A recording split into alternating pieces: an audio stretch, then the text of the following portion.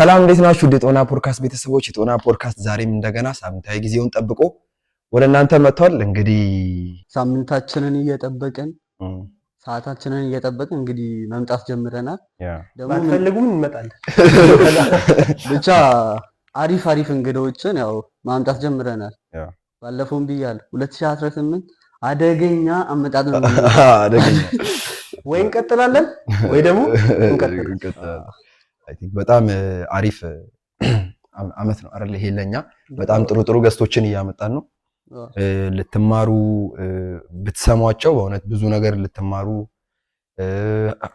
ከህይወታቸው ልንማር ብዙ ነገሮችን ልናስተካክል የምንችላቸው አይነት ሰዎች ነው እየመጡ ያሉትና ዛሬ ደግሞ በጣም በቃ በብዙ ነገር የምናቀው በብዙ ነገር የምናቀው በጋዜጠኝነቱ ግጥም በመጻፍ በድርሰቱ በጣም ብዙ ሰው ቆይታቸዋል ለመጥራት እያለን የነበረ አይነት ሰው ነው ያመጣነውና ሲቀጥል ደግሞ ብዙ ሰዎች በድምጽ ነው የሚያውቁት። ዛሬ ግን ያው በድምጽም በአካል ዛሬ ተገኝቷል። እንኳን ደህና መጣ። እሺ እንኳን ደህና ቆያችሁኝ። ያው እንግዲህ አንስታችኋል በእርግጥ እናንተና ለአቅመ አዳም ብቻ ሳይሆን ለአቅመ ቃለ መጠይቅም ትበቃለህ ስላላችሁ ቴንኪው አመሰግናለሁ። እንዴት እንደሚሆን እናያለን። ኢንተርቪው ማድረግ በእውነት በጣም አስቸጋሪው ነገርና በጣም ከእሱ ጋር ከተገናኘ ካወራን ጀምሮ ስናስብ የነበረው ጋዜጠኛን እንዴት ነው ኢንተርቪው ማድረግ የሚቻለው? በጣም ትንሽ ከባድ ነው። ያው እነሱ ሞር ስራው ሞያቸውም ስለሆነ እዛው ስራ ላይም ስላሉ በእውነት ማድረጉ ይከብዳልና ጥሌ እንግዲህ ምናልባት የማያውቅ ሰው ሊኖር ይችላል፣ ከዚህ በፊት አግኝቶ የማያውቅ ሰው ሊኖር ይችላልና እስቲ ራስህን አስተዋውቀን። ምንድን ላይ ነው ያለኸው? ጥሌ ማን ነው? መልካም ያው ጥላሁንን የማያውቁ ብዙዎች ይኖራሉ ብዬ እኔ ደግሞ ተስፋ በማድረግ እዚሁ ሶዶ ላይ ቢሆንም ሰፊ ስለሆነን ጥላሁን ሁሴን እባላለሁ። ከሙሉ ስሜ ስጀምርና ጋዜጠኛ ነኝ። በፋና ሚዲያ ኮርፖሬሽን ጋዜጠኛ ነኝ። ከዛ ባለፈ ያው ጎበዝ ባልሆንም ጫር አደርጋለሁ፣ ጻፊ ነኝ። ይሁዳ የተሰኘ መንፈሳዊ ይዘት ያለው በእርግጥ መንፈሳዊ ሲባል ሙሉ እዛ ላይ የሚገደብ አይደለም። ይሁዳ የተሰኘ አጭር የግጥም መድብል ወይም የግጥም መጽሐፍ አለኝ። በአጭሩ እንዲህ ነኝ። ባለትዳርና የአንድ ሚስት የመጀመሪያ ባለትዳር አንተተናል። የመጀመሪያ አሪፍ። አሁን የት ነው ተወልደ ያደግከው? ተወልጄ ያደግኩት እዚህ ወላይታ ሶዶ ቄራ ሰፈር። ኦኬ አትፍሩ እኛ አላለም። ያው እጠብቃለሁ የቄራ ልጅ አትመስልም እንደምትሉ የሚጠበቅ ነገር አለ አይደል? እና ቄራ እዛው ነው ወልጄ ያደግኩት። ያው ብዙ ጊዜ እንደዚህ በሰፈር ሰዎችን እንትን እንዳለን አይደለ? የዚህ ሰፈር ልጅ ሲባል የምንገምተው አይነት እንትን አለ፣ ሌላ ሰፈር ሲባል እንደዛና ጥሌ ምን አይነት ልጅ ነበር? ያው ልጅ እያለን አንዳንዱ በጣም አስቸጋሪ ነው፣ አንዳንዱ በጣም የሚያምጽ ነው ምናምንና ጥሌ ምን አይነት ልጅ ነበር? አስተዳደግ ላይ ምን አይነት ልጅ ነበር? እውነት ለመናገር በልጅነቴ ሁለቱም ማንነት ነበረኝ። ተንኮለኛም ልጅ ነበርኩኝ። በሌላ በኩል ደግሞ ምናልባት ማህበረሰቡ በሚለው ከሆነ ጨዋ የሚባልም ማንነት ነበረኝ።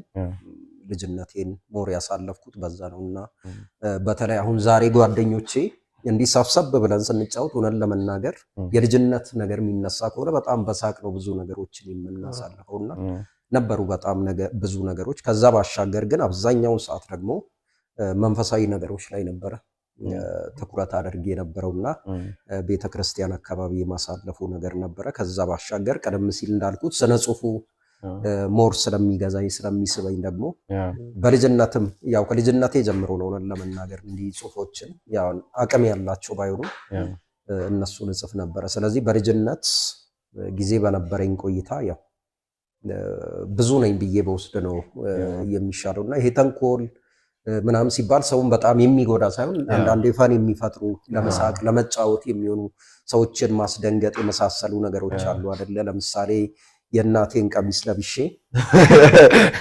ማታ ከኋላ እከተል ነበርና እውነት ለመናገር በጣም ብዙ የሆነ ጊዜ ላይ እንዲሆነውም በዚህ አጋጣሚ ላንሳላችሁ የማዘርን ቀሚስ ለብሼ ወጣው ሻሽም እንደዛው አሰርኩኝ። ከዛ በሰው ቤት ታገለግል ወይ ትሰራ የነበረች አንዲት ልጅ ነበረች። ሶስት ሰው ወደ ሱቅ ተልካ እየመጣች ነበርና ቀሚስ ለብሼ ከኋላ ይሄ እንደ እብድ ብቻ አክት የማድረግ አይነት ነገር አይደለ ሰው ልጅቷ በጣም ባይለኛው እየጮኸች ነበረ። ወደ ሱቁ ሮጣ ሄደችው። እንደዚህ ያጋጥማል ብዬ አላሰብኩም። እኔ ጩኸቷ በዛ ልክ መሆኑን በጭራሽ ያው አልጠበቅኩም። ደንግጣ ብቻ ግን በጣም ኃይለኛ ጩኸት ነበረ። ከዚህ የተነሳ እኔ ራሴ እየጮህኩ ነበር ወደ እና ተንኮል የመጨረሻ በቃ ያቆምኩት በዛ ቀን ወደ ግቢ ገባው። ከዛ በኋላ ሻወር ነበር የተደበኩት። በኋላ የሰፈር ሰው ባትሪ ይዞ ምናምን ሲፈልግ በድንጋጤ እኔ የሆነ አሸዋ የተከመረበት ቦታ ነበረ። በድንጋጤ ላይ ስለነበር ለካ የማዘርን ቀሚስ አውልቄ እዛ ጥዬ ነበር የመጣው። ከዛ ሲፈለግ የማዘር ቀሚስ ከዛ ማዘር ነበረች። እውነተኛ ታሪክ ነው የምነግራችሁ። ማዘር ነበረች። አየች እንዴ ይሄማ የኔ ቀሚስ አይደለ እንዴ ተባለ። ያኔ ተገረፍኩ በደንብ። የሚያስገርፍም እንዲህ አይነት ነገሮች ነበሩ በልጅነት። በጣም ኢንተረስቲንግ ነው። ልጅነትን በደንብ ኢንጆይ አድርገህ ያሳለፍከው ብዬ ነው የማስበው። እሺ የትምህርት ሁኔታ እንዴት ነበር? ያው ተማሪ ምን አይነት ተማሪ? መካከለኛ እስከ ተወሰነ ክፍል ድረስ ጎበዝ ነበርኩኝ። የሆነ ሰዓት ላይ ደግሞ መካከለኛ ነበርኩ። ሰነፍ ሞኝ ነበር። ሰነፍ የሆንኩት ግን እውነት ለመናገር የሚገርማችሁ ከዚህ የተነሳ ነው፣ ከጽሁፍ የተነሳ ነው። እዛው ክፍል ሆኜ ግጥም እጽፍ ነበረ። በእርግጥ በአንድ በኩል ደግሞ ጠቅሞኛል። ለምሳሌ ትምህርት ላይ የነበሩ ነገሮችንም በግጥም እጽፍ ነበረ። ለምሳሌ በምኒልክ ዘመን ነው መሰለኝ ካልተሳሳትኩ ክፉ ዘመን ተብሎ የሚጠራበት ይሄ የረሃብ ዘመን ተብሎ ሰው የሰው ስጋ ሁላ በልቷል ተብሎ የሚነገርበት ታይም ነበር። በጣም ከባዱ ጊዜና ይሄ በምኒልክ ዘመን ረሃብ አንገብግቦት ሰው የሰው ስጋ የበላበት ክፉ ቀን ነው ለሀገሬ፣ ክፉ ቀን ነው ለወገኔ፣ ሰው የሰው ስጋ በላ እኔ እንጃ ምን እንደተጸዳዳ ይላልና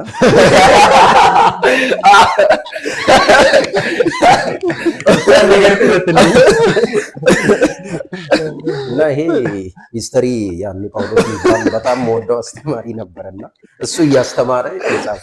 ስለዚህ ይሄንን መቼ ሳትስጥ ፈተናው ይመጣ ምን እንደተጸዳዳ ሲመስለኝ ከ1888 እስከ 92 ነው ምናምን ያለው ታይም ነው። አሪፍ ግጥም ነው። በእውነት አሪፍ ግጥም። ሰው ይመራመር እንግዲህ ምን ሊሆን ይችላል የሚለው በጣም ከባድ ነው። ፋራው ላይ እንመራለን። በጣም ማለት ይለዋወጥ ነበር። ጎበዝንም ነበር፣ ሰነፍም ነበር ምናምን። አዎ ይለዋወጥ ነበር። ይሄ ከአንደኛ ጀምሮ የለም ቢባል እስከ 6ኛ ወር እስከ 8ኛ ክፍል እስከ 7 ባለው ጥሩ ነበር። እውነት ለመናገር 4ኛም እየወጣው ክፍል ላይ 3ኛም እየወጣው መጥፎ ነው ከተባለ 5 6 ብቻ እስከ 10 ድረስ ባለው እየወጣው መጣ ነበር። ይሄ የጉርምስና እድሜ ነው ምናምን የሚባለው ሲመጣ ብዙ ጊዜ ከተጠቀምክ በጣም አሪፍ ነው። ሊያሰንፍም ምናምን የሚችል እድሜ ነውና እኔ ያ እድሜ ሲመጣ በቃ ወደ ስነ ጽሁፉ በእርግጥ የመሳቡ ነገር ስለነበረ ትምህርትን ትንሽ ችላ እያልኩ መጣውና ከ8 በኋላ ባለው መካከለኛ ሊባል የሚችል ነው። 9 ላይ እንዲያው ሰነፍኩ አይደል ነገር እንደዛ ነበር። 8 ላይ ውጤት እንዴት ነበር? ስንት እንትን ብለን ያለፍከው?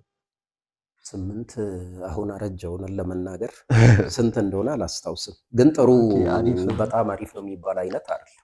ለክፉ አይሰጥም ይባላል እንትን። እሺ አሁን 8 አካባቢ 9 አካባቢ ምናምን እንትን ሲባል እናንተ ሰፈር ደግሞ ትንሽ ይሄ ወጣቱም ይበዛል አይደል? በጣም በዛ ያለ ወጣት ያለበት ሰፈር ነው። ከዛ ደግሞ በአንዳንድ ነገሮች ላይ ይሄ ወጣትነቱም አለ ምናምንና እንዴት ነበር ያንተ ትንሽ የሚፈነዳበት? ይሄ ሰው 8 9 ሲደርስ ሃይ ስኩልም ስለሚባል ትንሽ የሚፈነዳበት ነው ነውና እንዴት ነበር ያንተ ያን ሰዓት ከ8 በኋላ ያለ የሃይ ስኩል ምን አይነት ባህሪ ነበር እዛ አካባቢ? ያው ከ8 ሰዓት ሶሪ ከ8 አልኩኝ ከ8 ዓመት በኋላ ከ8ኛ ክፍል ጀምሮ በተለይ ባለው የነበረው ነገር አሁን እንደተባለው ቅድምም አንስቻለሁ። ይሄ የመጎርመሱ ነገር ሲመጣ አሉ ብዙ ለውጦች። አንደኛው ብዙዎችን የሚያጋጥመው ደግሞ የአይን ፍቅር የሚባለው ነው። ስለዚህ የአይን ፍቅር የለም።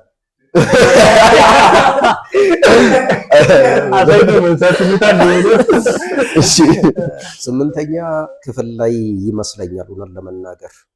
በነገራችን ላይ ደስ ይለኛል እኔ ይሄ ፍቅር የሚባለው ስሜት፣ ህመሙም ይኑር እወደዋለሁ።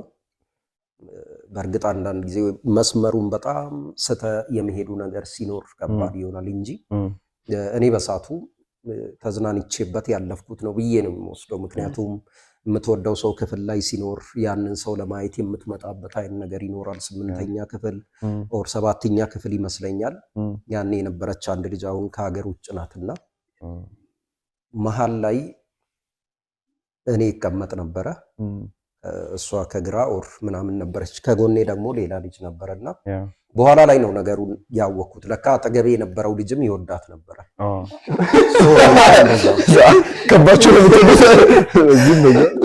እሷ ጠግ ላይ ነበረች፣ እኔ መሀል ላይ፣ ይኸኛው ደግሞ በዚህ ሳይድ ነበረ። ከዚህ የተነሳ ብዙ ጊዜ አላውቅም፣ በኋላ ላይ ነበር ነገሮችን እያወቅኩ መሀል ላይ መቀመጥ ይፈልግ ነበር እሱ። እኔ ደግሞ ግራኝ ነኝ። ግራኝ ከመሆኔ የተነሳ በእርግጥ መሀል ላይ መሆኑ ለኔ ብዙ ምቾት አይሰጥም። የግድ ወደዚህ ነው ወደ ግራ ዳር መሆን አለብኝ። ግን ከልጅቷ የተነሳ ጽሁፉ ይበላሽ በሚል መሀል ላይ ሆን ነበረና እንዲህ አይነት ነገሮች ነበሩ። ከዚህ የተነሳ እንዲሁ አንደኛው አሁን በጣም አስገራሚው ነገር ጓደኞቼ ቅድም ብያለሁ፣ ሰብሰብ ብለን ስናወራ ሲነሳ በጣም የሚስቁበት የሚዝናኑበት ያልኩት እውነት ለመናገር አንድ ልጅ በጣም አፍቅሬ በጣም ወድጄ እኛ ጋር የዋንዛ እንጨት ዛፍ ነበረ። እኔ ጠዋት አይነት ነገር እሷ ከሰዓት ነበረ። የምትመጣበት ሰዓት ላይ ምሳ ሰዓት አካባቢ በዚሁ የዋንዛ እንጨት ነበር እኛ ጋር፣ እዛ ጋር ወጣ ነበረ እሷን ለማየት። የግቢ ነው እዛው ቤት ግቢ ላይ ዛፍ ነበረ። እሷ እኛ ሰፈር ናት።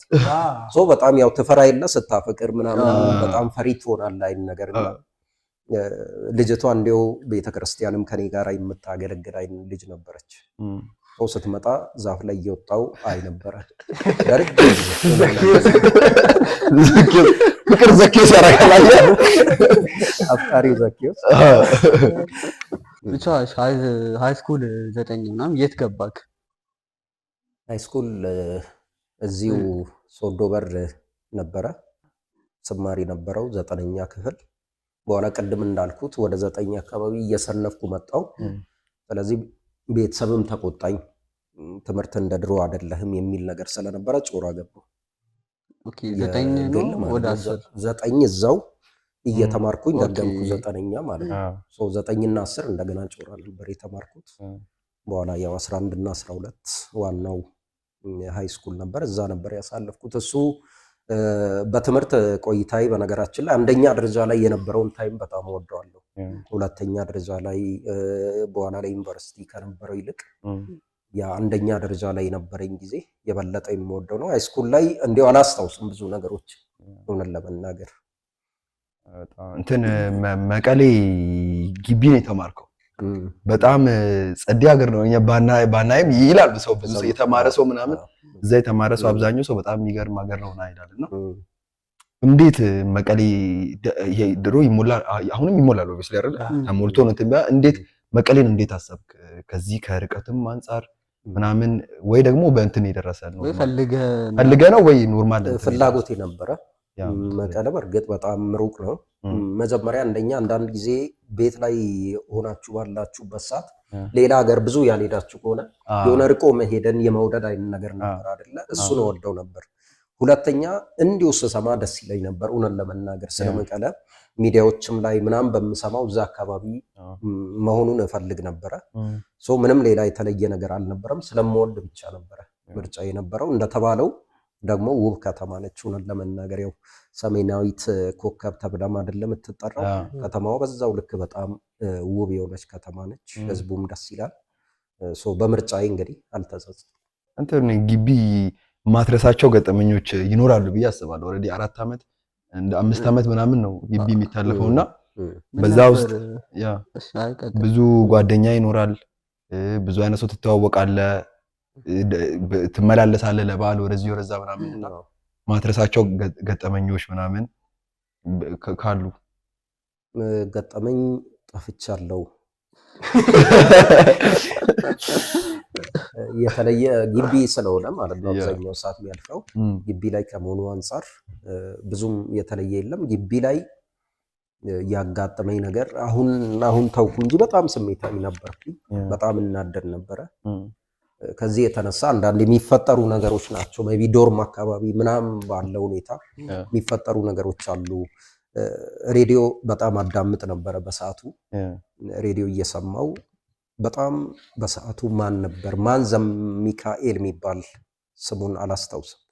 የሆነ ጊዜ ላይ በጣም ምሁር ነኝ ምናምን እያለ ሲያጭበረብር የነበረ አንድ ሰው ነበር ኢትዮጵያ ላይ እና በጣም ብዙ ወረቀት እንዳለው አሜሪካ ሀገር ላይ ምናምን ትሬኒንጎችን እንደሚሰጥ ያወራ ነበርና በኋላ ለካ በምርመራ ጋዜጠኝነት ነገሩ ውሸት እንደሆነ ተደረሰበት። እኔ ደግሞ ሰውየውን በጣም ወደው ነበረ። ያ ዘገባ እየቀረበ ነበረና ሬዲዮ ላይ እየሰማው ነበረ ዶርም ላይ። ስለዚህ በጣም ትኩረት ሰጥቼ እየሰማው ባለበት ሰዓት ላይ የሆነ ሰው መጣና ይሄ ያው መቀላለዱ አለ አይደለ ለጨዋታ ምናምን ሲሆን ኖርማል እንደ ድሮ ነው በሚል በዛ ሰዓት ላይ ሬዲዮን እየሰማው ነው ነገርኩ። ኧረ ተው በእናትህ እየሰማው ነው የሚል ነገር አነሳ ነበር። ሊተው አልቻለም። ደገምኩ። እሱም ቀጠለ በዛው። በኋላ እንዴት ምን ያህል እንግዲህ ከባድ እንደሆነ ለማንሳት ነው። በእርግጥ ያን ያህል የሚያስቅ ሳይሆን ስለገረመኝ ነው ትዝ ስላለኝ ነው የማነሳውና በንዴት ምንድን ነው ያደረኩት? እየሰማው ነበር ምናምን ግን ሞባይሉን ነበር የወረወርኩት ግድግዳ ላይ ማለት ነው። የራሴ ምሰማውን ማለት ነው። በንዴት ለመስማት ነበር ከሱ ጋር ስጣላ የነበረው ግን ጭራሽ እንዳልሰማ በሚያደርጉ ምን ያደረገ ነበር እሱ እንዳልሰማ? እሱ ይሄ ብዙ ጊዜ አለ አይደል ዝም ብሎ እንደመታገል አይን ነገር እንደዛ አይን ነገር ነበር። የተለየ አልነበረም ግን ትኩረቴን የሚሰርቅ ስለነበረ እኔ ደግሞ በጣም መስማት የምፈልገው ነበር። ለሱ ጉዳዩ አልነበረም በሰዓቱ። በዛ ንዴት ሞባይሉን ነበር የወረወርኩትና ከወረወርኩ በኋላ እንደገና ደግሞ ሌላ ንዴት የሚፈጥር ነው እሱ እዛ ጋር ሞባይሉ መወርወሩ። እውነት ለመናገር አንዳንዴ በጣም ስሜታዊ ስትሆኑ ምን ልታደርጉ እንደምትችሉ አታውቁም የሚባለው በቃ ያኔ ነው እኔ ያየሁትና ከወረወርኩ በኋላ ወደ 3ኛ ብሎክ ላይ ነው መሰለኝ የነበር ነው ወርጄ ነበረ። ወደ ታች ወረድኩኝ። ሞባይሉን እዛ ከጣልኩ በኋላ ይሰበር አይሰበር ይስራ አይስራ ቼክ አላረኩም። ከወረድኩ በኋላ ምን ማድረግ እንዳለብኝ አላውቅም። አንደኛ ሞባይል በዛ ሰዓት ላይ ብርቅ ነው። ቤተሰብ ደግሞ ይሄን ቢሰማ ከባድ ነው። እንደገና የማግኘቱ ጉዳይ በጣም በወርወሬ በጣም ነበር የተጸጸትኩት። ከስልክም ሳትሆን ከሬዲዮም ሳትሆን ራሴን ነው የጎዳሁት። ከዛ በኋላ ቆይቼ ምናምን የለም ቢባል ወደ 1 ሰዓት እውነት ለመናገር ይሆናል የሆነ ቦታ ነበረች እዛ የምንቀመጥበት ማለት ነው ለማንበብም ምናምን ይሆን በጣም ተናድጄ በዛ እንዲሁ ከተረጋጋው ብዬ ተናድጄ ነበረ የመጣሁት። ከዛ ስመጣ ቁልፍ ይዤ ስለወጣሁኝ የዶርሙን እነሱ ወጥተዋል። ሜይ ቢ ስለተናደድኩ ሲመለስ ጥሩ አይሆንም በሚል ይሁን በሰዓቱ አላውቅም። ከዛ ሞባይሉ ለካ ተሰባብሯል። የበለጠ ያናደረኝ ደግሞ የተሰባበረውን ሰብሰብ አድርገው አምጥተው እሱ የበለጠ አናደደኝ። በኋላ ላይ ልጁ ከሌሎች ጋር አንድ ላይ በመሆን በቃ አዋተን እኛ እንገዛለን የሚል ነገር ነበረ። ያው ስንግባባ ዶርም ላይ አብረን ስለምናሳልፍ እነሱ በጣም ምስኪኖች ነበሩ ደግሞ ሆነን ለመናገር በሰዓቱ ለራሳቸው የሚቸገሩ ናቸው። ስለዚህ እንዲገዙ እንትን ከምል እኔ ለተወሰነ ጊዜ ሞባይል አጥቼ በእነሱም ቢሆን እየደወልኩ ብቆይ ይሻላል በሚል በዛ ተቆየ። በኋላ ይመስገነው ያው አገኘው ሞባይሉ በዛ ነበር። በዚህ አጋጣሚ ንዴት አይጠቅምም በእውነት። ከዚህ የምንማረው ምንድነው? ንዴት አስከፊ ነገር ነው። ብዙ ነገር ያሳጣል። ብቻ እሺ እንትን ግራጁዌት ምናምን መቀሌን ያደረገው በምን ዲፓርትመንት ነበር? ቋንቋና ስነ ጽሁፍ ነው የኔ። ጋዜጠኝነት ነበረ ፍላጎቴ በሰዓቱ። አንድ እዛ መምህር ነበረ ቀድሞ ከኔ በፊት የነበሩ ባቾችን ጠየቅኳቸው። እስቲ እሱን ሄዳ አማክር፣ ጋዜጠኝነት ነው የሚሻለው ቋንቋና ስነ ጽሁፍ ነው የሚሻለው የሚለውን ጠይቅ ምናምን አሉኝ። በሳቱ ሄጄ ጠየቅኩኝ። ለእኔም ያለውን ፍላጎት ውስጤ ላይ ያለውን ስለ ስነ ጽሁፍም ያለውን ነገር አነሳው። በእርግጥ ጋዜጠኝነት ብትማርም በጣም አስፈላጊ ነው። ለእኔ ግን ሞር አሁን አንተ ፍላጎቱም ስላለ ስነ ጽሁፉ ላይ ቋንቋና ስነ ጽሁፍ ብትማር ይሻላል። እሱ ሲሆን ጋዜጠኝነቱንም ቢያንስ አንድ ላይ ልትሰራ ስለምችል፣ ጋዜጠኝነት ሲሆን የጋዜጠኝነት ሳይንሱን ነው የምታገኘው። ግን ቋንቋና ስነ ጽሁፍ ውስጥ ስነ ጽሁፉን ትማራለህ፣ ተምረ ነገ ጋዜጠኛ ያው አሁን እየሰራው እንዳለው የመስራት እድሉም አለና ከሱ ይልቅ maybe ይሄን አንተ ብትማር የተሻለ ነው የሚል ነገር ስለነበር ቋንቋና ስነ ጽሁፍ ነበር ያጠናሁት።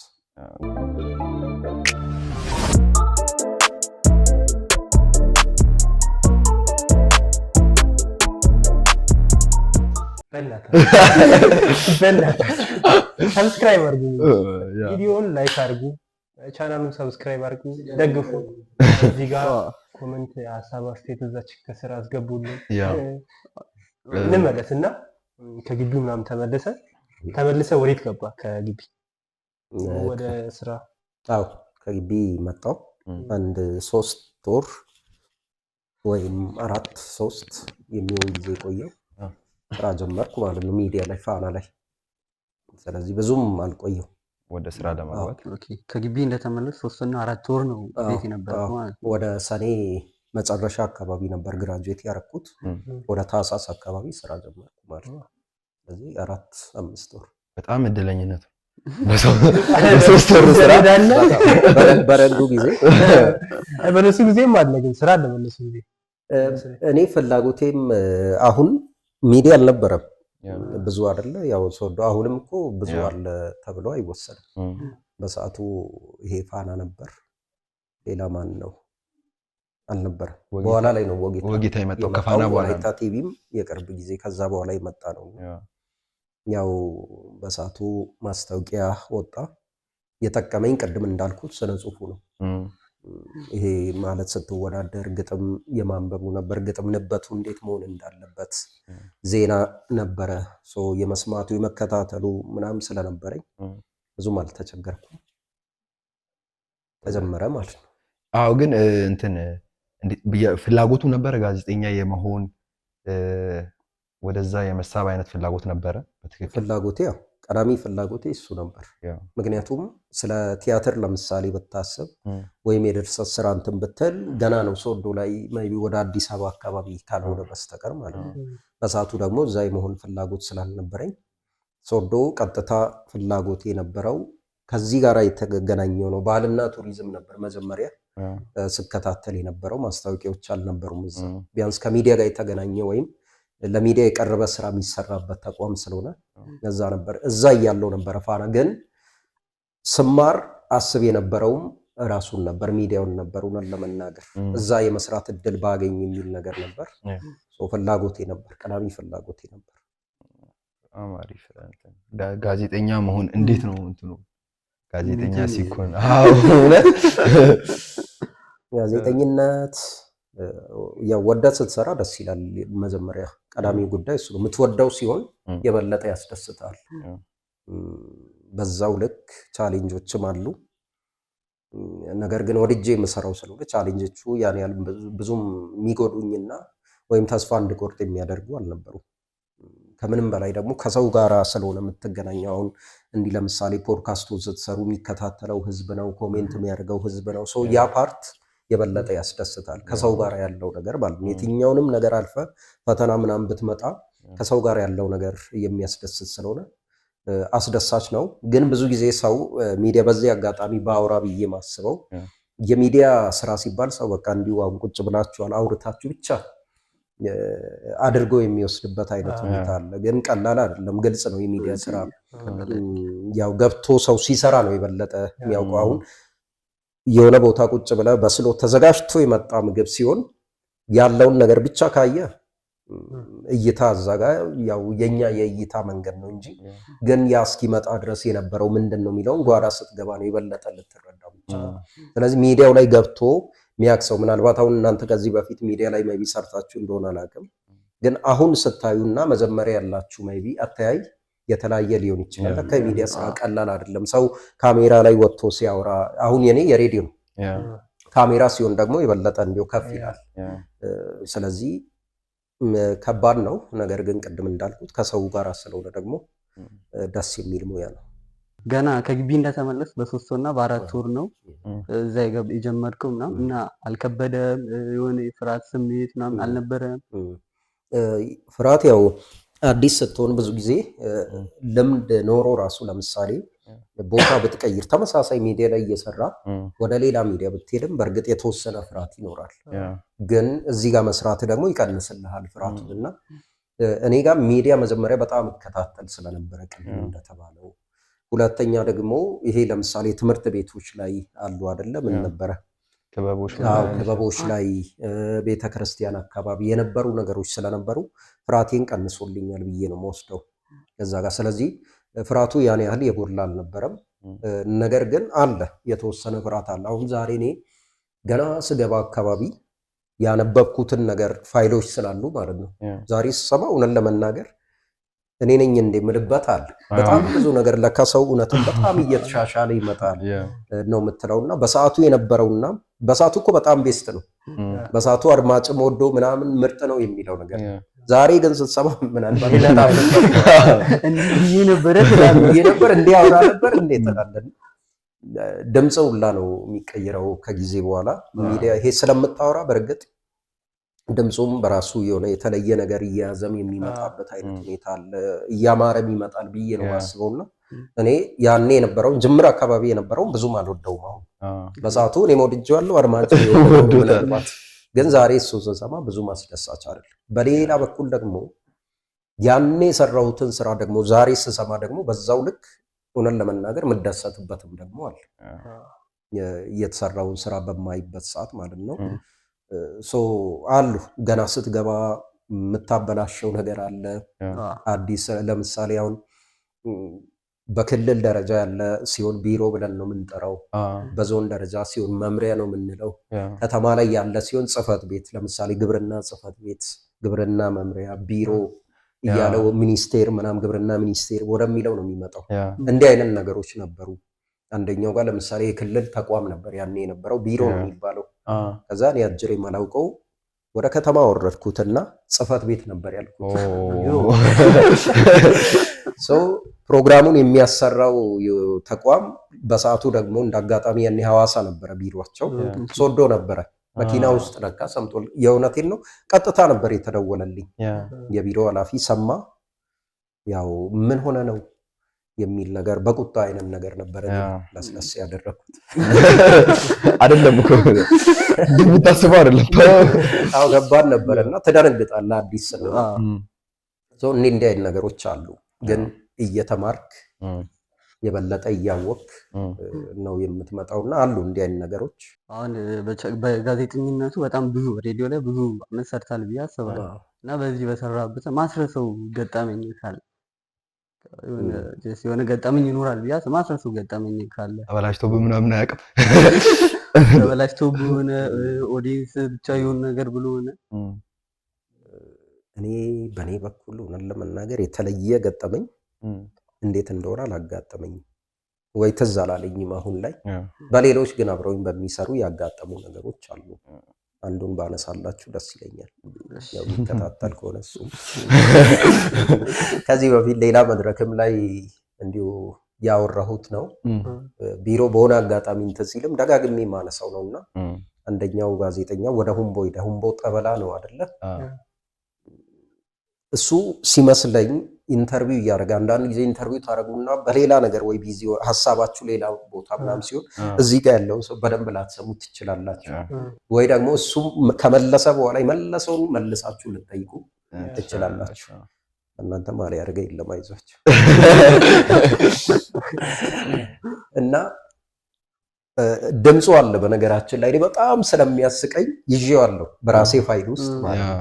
ከዛ በሆነ አጋጣሚ ቢሮ የሚመጣ ምናምን ሲኖር ለመሳቅ ስንፈልግ ሁላ የምንሰማው በጣም ወይ የሆነ ቦታ ለመሄድ ቸኩሏል ወይ በሌላ ነገር በጣም አእምሮ ተወጥሮ ነው ያለው። ኢንተርቪው እንደዚህ እያደረገ እሺ እንተዋወቅ ስማችሁን ምናምን አለ።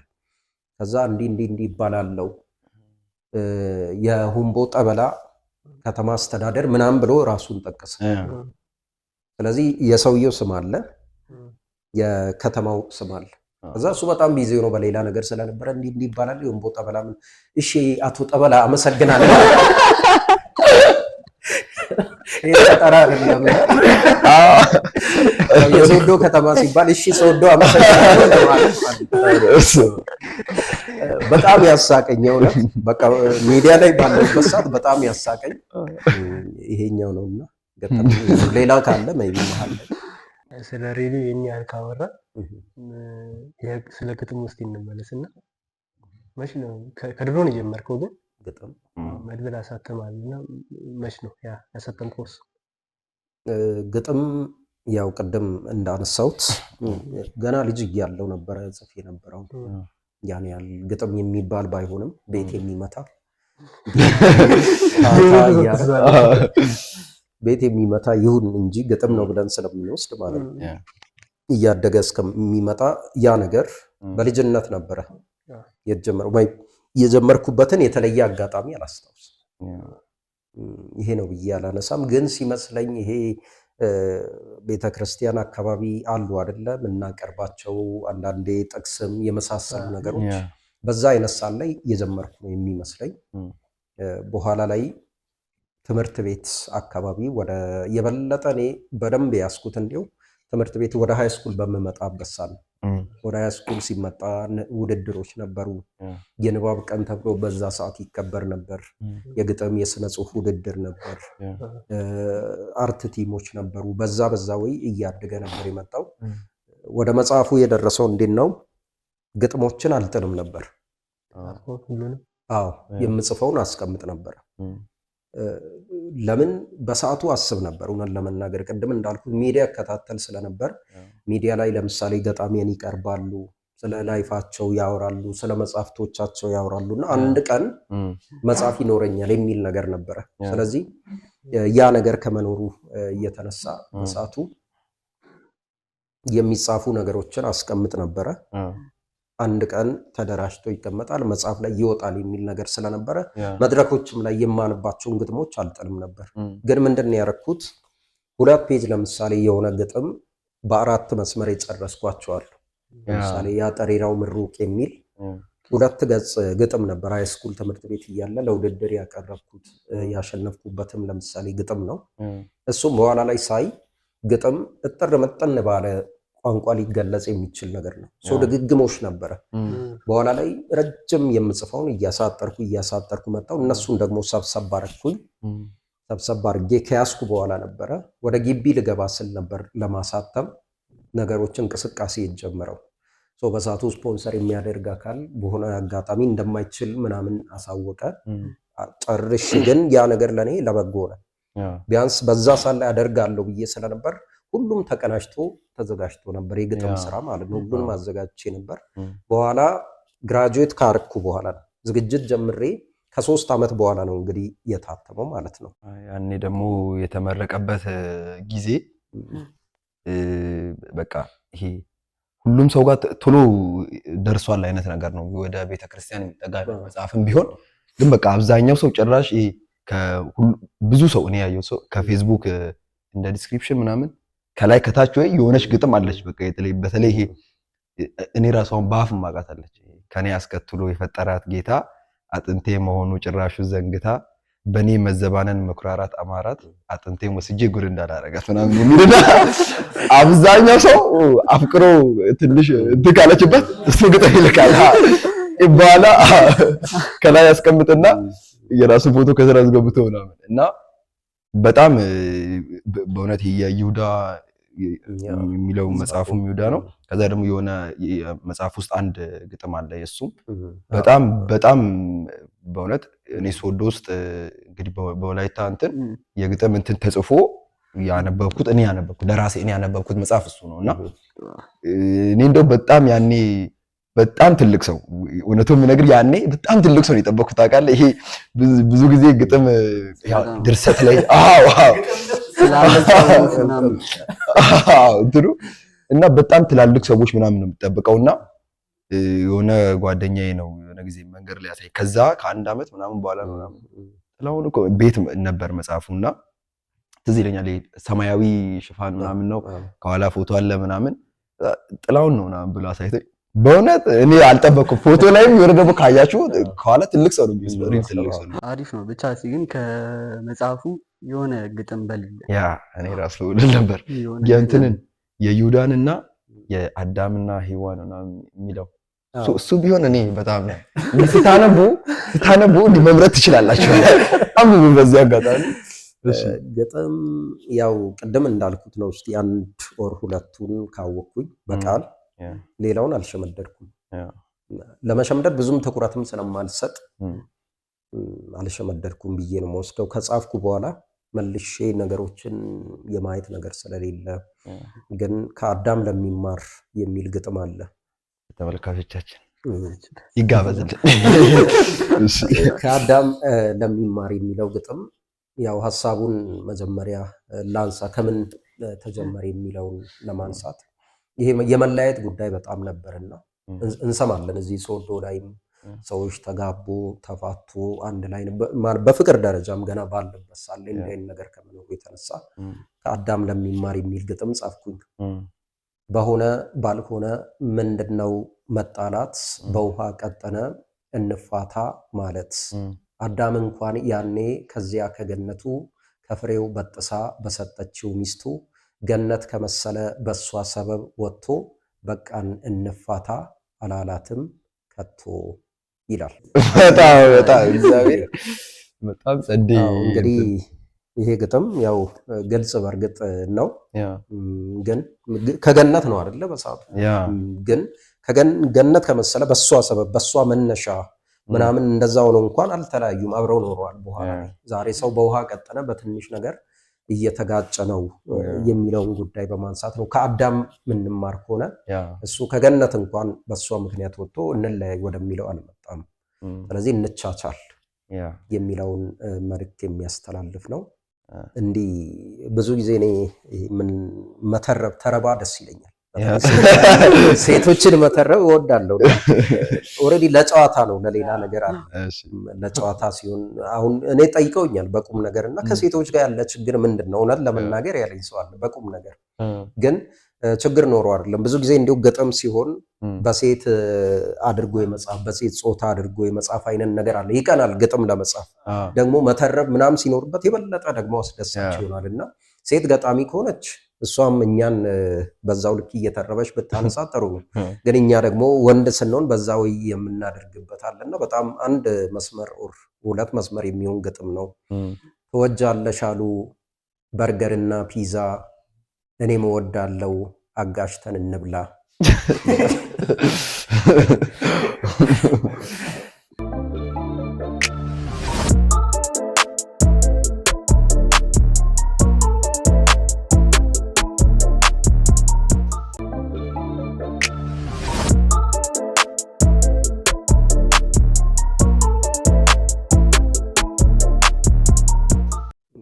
የተለየ ነገር ያልተለመደ ነገር ሲሆን የሚፈራው ነገር አለ። በተለይ ሃይማኖታዊ ጉዳይ ላይ እንፈራለን። ብዙ ጊዜ ሃይማኖታዊ ሲሆን በጣም የመፍራት አይነት ነገር አለ። ለምሳሌ እግዚአብሔር የሚል ስም ስለተጠራ ብቻ ሰዎች ነገሮችን ልክ ያልሆነውን ልክ አይደለም ብሎ ለማውራት ይፈራል። በነገራችን ላይ ብዙ ሰው እኮ ያውቃል ልክ ያልሆነን ነገር ግን ለመናገር ይፈራል። ፍርሃት ነው ያለው እዛ ጋር። ይህንን ደግሞ እኔ በኔ እይታ ነው የምለው። በኔ እይታ እኔ በየትኛውም ነገር ውስጥ ያለ ነገር ከሆነ ስህተት ከሆነ ስህተት ነው ብዬ ማንሳት እፈልጋለሁ። ለምሳሌ የኔ ሃይማኖት ያልሆነ ነገር ውስጥ ይሄ ያስተምሮ ሳይሆን ሌላ ተገቢ ያልሆነ የልምምድ ምናምን ሲኖር በሌላውም ሃይማኖት ቢሆን የማነሳው እኔም በምከተለው ሃይማኖት ውስጥ እንዲህ አይነት ነገር ሲኖር ማንሳት እፈልጋለሁ። በዚህ ውስጥ በጣም የሚያከብሩ በጣም የሚወዱ ጓደኞችን ታጣለህ። እውነት ለመናገር ባይዘው በጣም ትልቁ ቻሌንጅ ፈተና እሱ ነው። እሱን የምትፈራ ከሆነ ታቆማለህ፣ አትችልም፣ አትሄድም። ቅድም ብያለሁ፣ ሰውን በተለይ ማስደሰት ላይ ትኩረት የምታደርግ ከሆነ ከአቋም ይልቅ የሰው ደስታ ከሆነ ስለ ሰው አው መጨነቅ አለብን፣ ማሰብ አለብን። የሚወዱኝ ሰዎች አይ ይሄን እኔ ካንተ አልጠብቅም ሲሉ መስማት ይኖርብናል። ልክ ነው። ግን ሁሉ ነገር ላይ ምን ሆነ ከሆነ ሰዎችን ነው የምንሆነው እንጂ እኛን ደግሞ ልንሆን አንችልም። ስለዚህ ነበረ ዛሬም ለምሳሌ እንደዛ ሲደርሱኝ የነበሩ ነገሮች ነበሩ። በጣም እንዲያው አንደኛው ያው የሰው ስሙን ስለማልጠቅስ ችግር የለውም እንጂ እኔ መንገድ ላይ አንተ ባታይ ራሱ ስምህን ጠርቼ ምናምን ነው ሰላም የምለው፣ ግን እንዲህ እንትን በማለት የሚል ነገር አጋጥሞኛል። በሌላ በኩል ደግሞ በተለየ እኔ ካልጠበቅኩት በላይ ደግሞ ደስተኛ የሚሆን ሰው ማለት ስለዚህ ደስተኛ የሆነው ሰውዬ በጣም ስለተደሰተ ብዬም አይደለም አድርገው ሌላውም ስለተቃወመ ብዬ አይደለም። ነገሩ ትክክል ነው ወይ የሚለው ነው። በእርግጥ ምን አለ አንዳንዴ ሰውነና ልትሳሳት ይችላል። በሚሄድበት መንገድ ሰው እየተራመደ ስህተት ካለ እየታረመ ይመጣል። ሙሉ ላይሆን ይችላል። ዝግ አላደርግም ራሴ ስህተት ካለ አንዳንዴ በእልህ የሚሄዱ ሰዎች አሉ አይደል? እንደዛ መሆን አልፈልግም። ሲሄድ ግን ስህተቶች የሚኖሩ ከሆነ በዛ መንገድ ማየት እፈልጋለሁ። እኔ በግልጽ ምን አጋጠመኝ ከተወሰኑ ወራት በፊት እንዲህ አይነት ነገሮችን እንዳነሳ የሚያደርጉ ከዚህ በፊትም በጣም ብዙ ነገሮች አሉ። ቀደም ይሁዳ ለምሳሌ በተባለው መኪና ስለ መኪና የሚነሳ ቦታ ነገር አለ እዛ ጋር ለምሳሌ እንኳንስ መኪና አላገኘው ጎማ ምናምን የሚል ሐሳብ ያዛ አይነት ግጥም አለ። እዛም ላይ አነሳ ነበር ከዚህ በፊትም የነበረ ነው ለማለት ነውና ከሆነ ሰው ጋር እንዲ ማለት ከሆነ ሰው ጋር በሰዓቱ ቢሮ አካባቢ ቆየው በኋላ ሰው ለመሸኘት እየሄድኩኝ ባለሁበት ሰዓት አንድ ወጣት አይነት ነገር ነው መጣና አገኘኝ።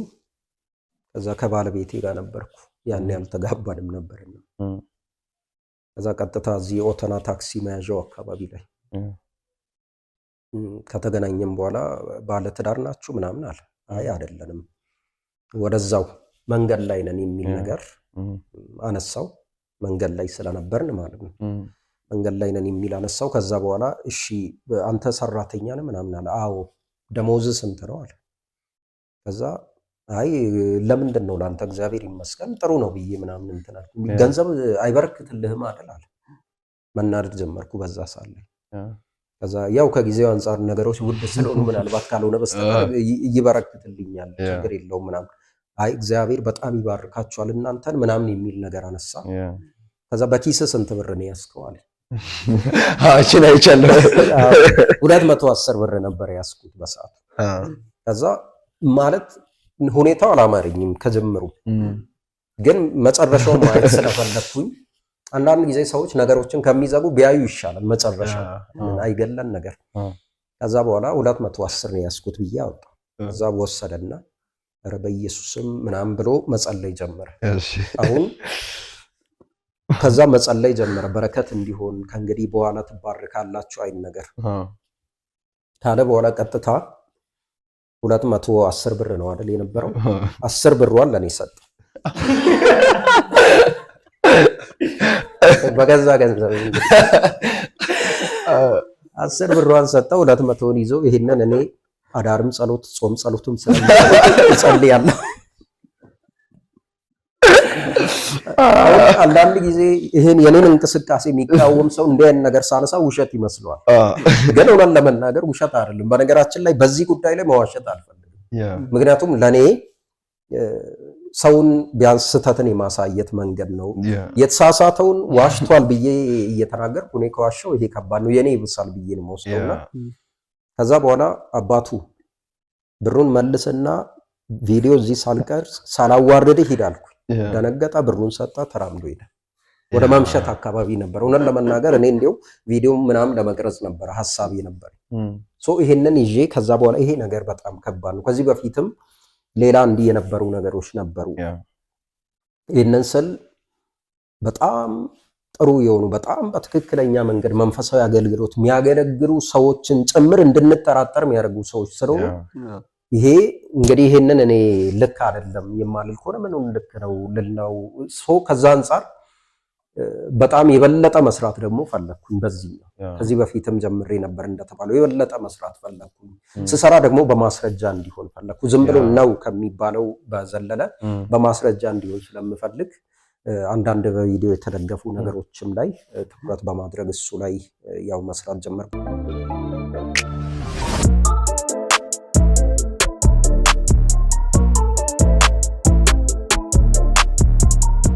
ተመልካቾች እንግዲህ ጦና ፖድካስት ነው ይሄ። በአጭር ጊዜ ውስጥ በጣም ጥሩ የሚባል ስራ እየሰራ የሚገኝ ፖድካስት ነው። እንግዲህ በዚህ ሰዓት እንግዲህ ዘመኑን እናውቃለን። ፖድካስቶች በጣም ተወዳጅ እየሆኑ የመጡበት ጊዜ ነው። ይሄ ጦና ፖድካስት ደግሞ ከስያሜው ጀምሮ በጣም ምርጥ ስራዎችን እየሰራ ይገኛል። ስለዚህ እንግዲህ ሳብስክራይብ በማድረግ ቤተሰብ እንድትሆኑ አበረታታችኋለሁ። በእውነት በጣም የጋዜጠኛ አገባብ እንግዲህ በዚህ ካላደረጉ እናንተ እንደማታረጉ ነው የገባን። ብቻ ሰብስክራይብ ያደረጋችሁ። እሺ አሁን ወደ እንትኑ እንመለስ። አትሊስት አሁን ቅድም መጀመሪያ አካባቢም ስታወራለን ነበር ምናምን እንትን ወደ ባለትዳር እና የመጀመሪያ ባለትዳር ነው የመጀመሪያ ገስ አንተ ነህ። ሲቀጥል ደግሞ ስለሷ ትንሽ ነገር ብታጫውተን፣ እንዴት እንደተዋወቃችሁ፣ ምን ያህል ዓመት እንደቆያችሁ የተወሰነ ነገር አጫውተን። እንግዲህ ስለ ባለቤቴ ያው ያብስራ ትባላለች። ጨዋ ሚስት ነው ያገኘሁት። እውነት ለመናገር በእርግጥ ስለ ትዳር ለማውራት ገና ነኝ። 1 ዓመት አልደረሰኝም። በቅርቡ 1 ዓመት ይሆነኛል። ነገር ግን ያው በነበረን ቆይታ ጥሩ ነው፣ ወደፊትም ደግሞ ጥሩ እንደሚሆን ተስፋም እምነቱም አለኝ ይሆናልም። ከእሷ ጋር የተዋወቅ ነው በሲስተር ወይም በእህቴ በኩል ነው። ከእህቴ ጋር የተዋወቁ ነበረ። እግዚአብሔር ይባርካት እህቴ። ጥሩ ውለታ ሰርታለች፣ ባለ ውለታዬ ነች እና በእሷ በኩል ተዋወቀን። ከዛ በኋላ ስልክ መለዋወጡ ነበረ። ይሄ ፌስቡክ በነገራችን ላይ እኔ አሁን ስጽፍ ስለጥፍ ምናምን ዝም ብሎ አይደለም፣ እሱም ለእኔ ባለ ውለታዬ ነው። በፌስቡክ የበለጠ ደግሞ ተግባባን ወይም የበለጠ ማውራት ጀመር። በዛ መንገድ 1 እየተባለ 2 እየተባለ በአካልም እየተገናኘን ምናምን መጣ። የምፈልገው አይነት ባህሪ ነበራት። ስለዚህ በዛ መግባባት ቻልን። በተለይ ይሄ ሀሳብ ላይ ሰዎች የሚያወሩ ሲሆኑ የበለጠ ይስቡኛል። ሆነን ለመናገር የሆነ ሀሳብ ተነስቶ እንትና ህንጻ እኮ ሰራ እንትና እንዲሆነ ከሚለው በዘለለ ሀሳብ ላይ የሚወራ ነገር ሲኖር ሀሳብ ላይ የማውራት አይነት ነገር ስለነበረ ይሄ የአርቱም ፍላጎት ደግሞ ስለነበራት ወደዛም ትሳብ ስለነበረ እሱንም ጉዳይ እናወራ ነበረ። የሚያግባቡን ነገሮች እየበዙ መጡ ማለት ነው። ስለዚህ ተግባባን። እኩል ይመስለኛል የተፈጠረው ፍላጎቱ በሁለታችንም ዘንድ፣ ግን ፍላጎቱን ይዘን ሁለታችንም አልገለጽንም። ለረጅም ጊዜ እናወራለን፣ ግን እኔ ያውቅባታለሁ እሷም ታውቅብኛለች፣ ግን ከሷ ይምጣ በሚል እኔም ብዙ ጊዜ ያው ከወንድ ነው በእርግጥ እንትን የሚለው፣ ግን ያው የሆነ ስታፈቅር የመፍራት አይነት ነገር ስላለ ከሷ ይምጣ ብዬ መጠበቅ ነገር ነበር። እሷም ጋር ያ ነገር ነበረ። በኋላ ከማን እንደመጣ ግልጽ ባልሆነ አይነት መንገድ ማለት ይቻላል በራሳችን በቃ እየተግባባን አንዳንድ ጊዜ መደበኛ ነገር ሳታወራ ነገሮች ወደ ፍቅር የሚያድጉበት ሁኔታ አለና በዛ መንገድ ያው መጣን። ያወራክ ምናምን የሆነ ሰዓት አንድ ላይ እንዳለክ ምናምን በቃ ትዝ ይላል። ሰዓት ትገላለጽ እንደዛ ነበር።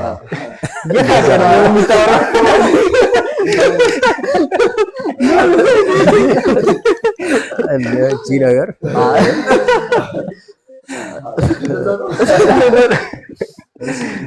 ስለዚህ ተግባብተ አሁን አንዳንድ ጊዜ ቡና ለምሳሌ የሆነ ቦታ እየጠጣህ እኮ እዚሁ ካንተ ጋር ተዋውቁ፣ ግን በብዙ ነገር ትግባባና ከዛ ሰው ጋር ሳታውቅ እያወራ ስልክ ወይ ትለዋወጣል።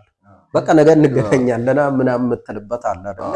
በዛ አይነት መንገድ ነበር ማለት ይቻላል። ሆነን ለመናገር እየተግባባን ምናምን ስንመጣ ይሄ ወድሻለሁ፣ አፈቅርሻለሁ ምናምን የሚለውን ሞር ሳንገባበት በደንብ ተግባባን። በዛ አይነት መንገድ መጣ። ፍቅርን ግለጽላት።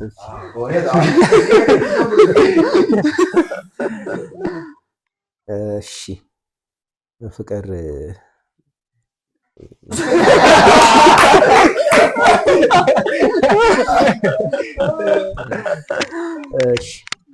ያው በፍቅር ማይ ብዬ ስለምጠራት በዛ ነው የምገልጸው።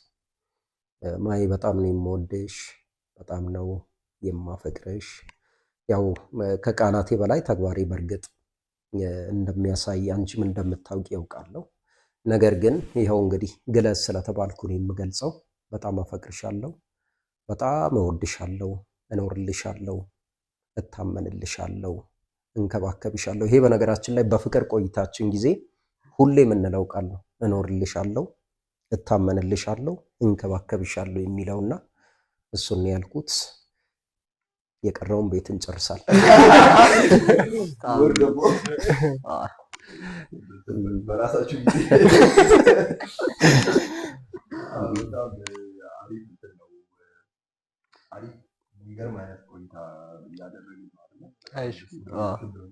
የረዥም ጊዜ እና የአጭር ጊዜ እቅድ ምንድን ነው? አሁን በምትሰራውም በሬዲዮም በፌስቡኩም የረጅም ጊዜና የአጭር ከሚለው ምናልባት የመካከለኛና የአጭር ባደርገው ሳይሻል አይቀርም። ይሄ የረጅም ሲባል ሆነን ለመናገር ብዙ ጊዜ አይመጣልኝም። ለዛ ነው በጣም በረጅም ጊዜ ቢቻል በጣም ሳይርቅ መካከለኛ በሚባለው ነገሮችን ያው ብናሳካ ሁላችንም እንወደው የለ። ስለዚህ የአጭር ጊዜ ብዬ የምወስደው እንደ እግዚአብሔር ፈቃድ ቀደም ሲል አንስቼ ነበርና ይሄ ግጥምና ወጎች የተካተቱበትን መጽሐፍ ሁሉም ሰው ማንበብ የሚችለው በሆነ አጥር ማይታጠር ማለት ነው።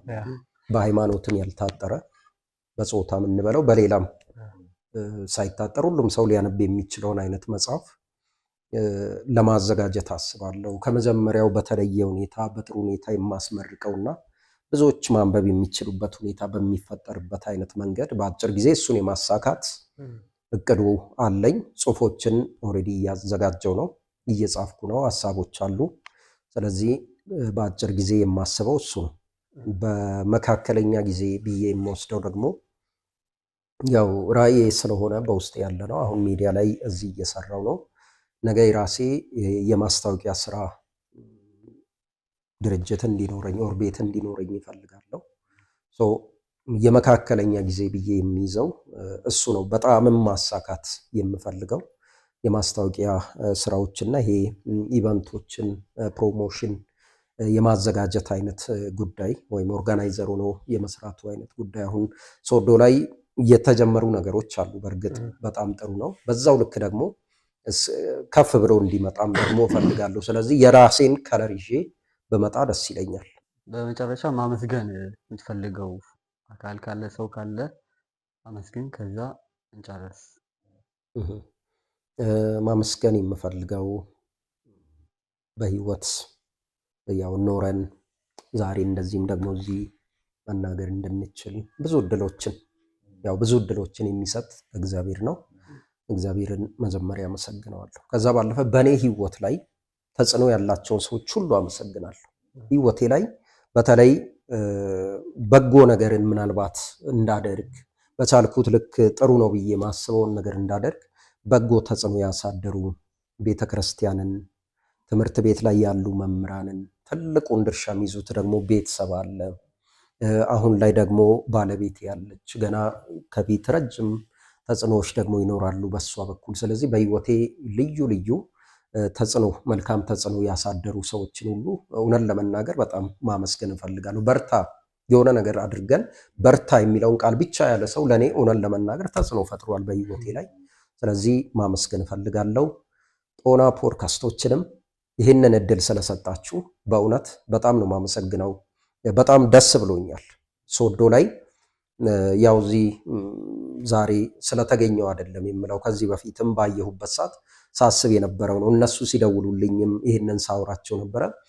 ጦና ፖድካስትን በጣም አመሰግናለሁ። ምክንያቱም ሰው ውስጡ ላይ ያለውን ነገር ሲያጋራ ጤነኛ ይሆናል።